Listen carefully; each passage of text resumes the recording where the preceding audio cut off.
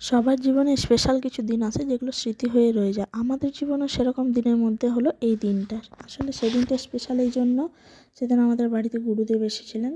এখানে আমাদের পুরোহিত মশাই, ভট্টাচার্য মশাই, গ্রহচার্য, গুরুদেব সবাই মিলে বসে একটু আলোচনা করছিলেন। তারপর বাড়িতে আসলে আমাদের ছোটোখাটো কিছু কাজ হয়েছিল, তারপর বাড়িতে আর পুজো করানো হয়নি সেরকম। তার জন্য একটু গ্রহ শান্তির পুজোও করানো হলো। আর বাড়িতে গুরুদেব এসেছিলেন, সেই জন্য আমরা দুজন সেদিনে দীক্ষা নিয়েছিলাম।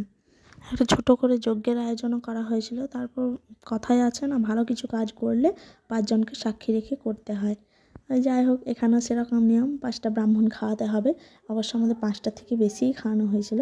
তাদের খাওয়া দাওয়ার জন্য কিছুটা আয়োজন করা হয়েছিল। আমাদের অবশ্য সকাল থেকে খুব একটা হ্যাডেক ছিল না, কারণ হাজব্যান্ডই সব সামলে নিয়েছিল রান্নার ব্যাপারটা।